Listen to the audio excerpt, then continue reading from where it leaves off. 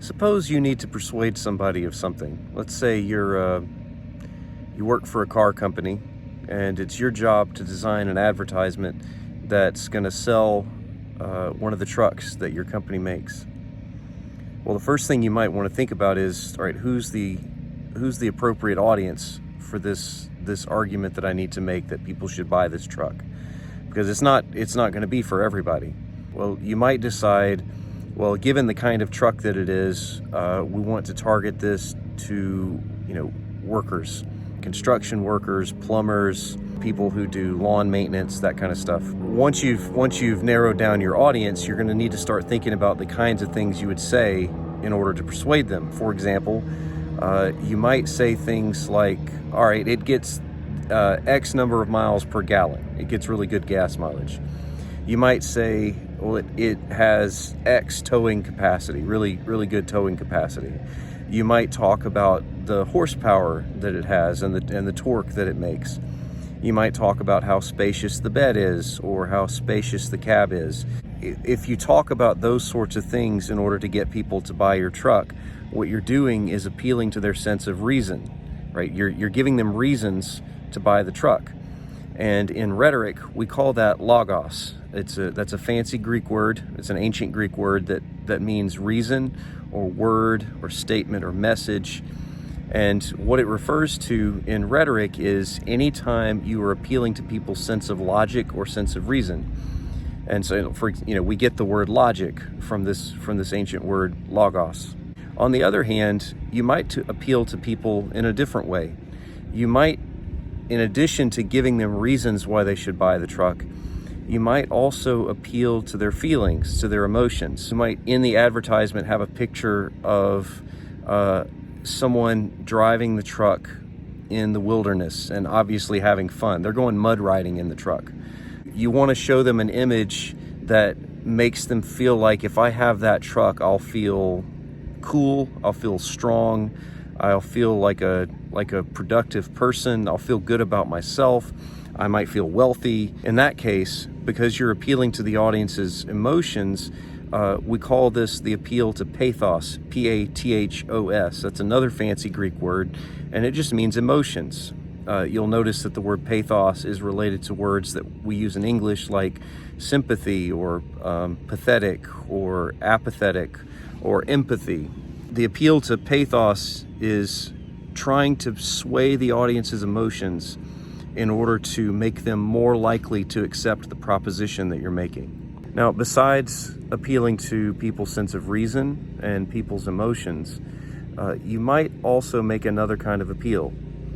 For example, you might have a slogan in your advertisement that says something like, the most trusted brand in America, or quality that matters.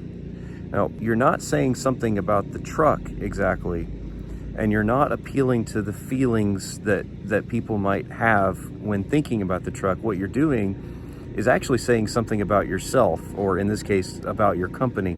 When you say the most trusted brand in America, what you're saying is you should want to buy a vehicle from us because we are a trustworthy brand. Now, what you're doing there when you try to establish your credibility as a speaker is you're appealing to ethos. Ethos is a fancy word that just means values.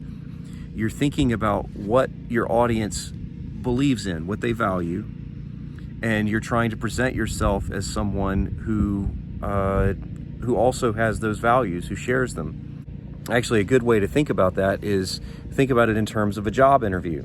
Let's say you're getting interviewed for a job, and not just for any old job, it's the job that you really want. Well, you go to that interview, what are you gonna wear? Are you gonna wear your pajamas? Are you gonna show up in a hoodie like I'm wearing right now? No, probably not. You're going to show up in the best clothes that you have, what people used to call their Sunday best. You're gonna try to dress in a way that will communicate to the person who's interviewing you that you're serious, that you'll be a good employee, that you care about appearances, that you have some dignity about yourself. Well, what you're doing there is you're creating a persona. You're managing how you appear to your audience. And that's kind of how ethos works. So in that truck advertisement, when you say quality that matters or the most trusted brand in America, what you're doing is thinking about what your audience values and then showing them that you also value those things. Therefore, they should listen to what you have to say and be persuaded by your argument. Now, one final appeal that's worth mentioning is called kairos. And what it means is timeliness. For example, you're that advertiser. You're not going to put out an advertisement here in 2023, almost 2023 when I'm recording this. You're not going to put out an advertisement for the 1976 Ford F100. You're not going to do that because it's not timely. It doesn't matter right now.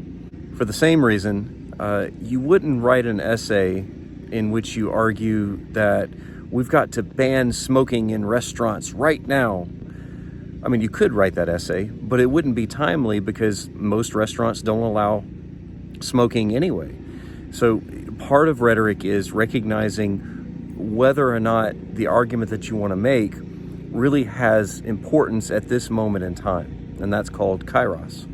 Now, to bring all of this together, the fancy Greek words that I've given you, logos, pathos, ethos, kairos, these are the main tools that people have to use when they're trying to persuade other people.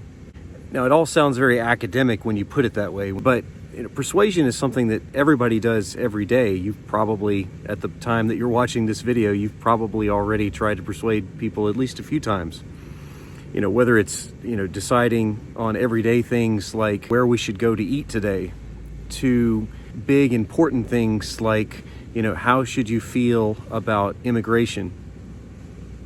All of these things involve persuasion, and persuasion is one of the most basic human things that you can do. Rhetoric just describes the tools that are available to us for trying to persuade people. And understanding it can make you better at persuasion.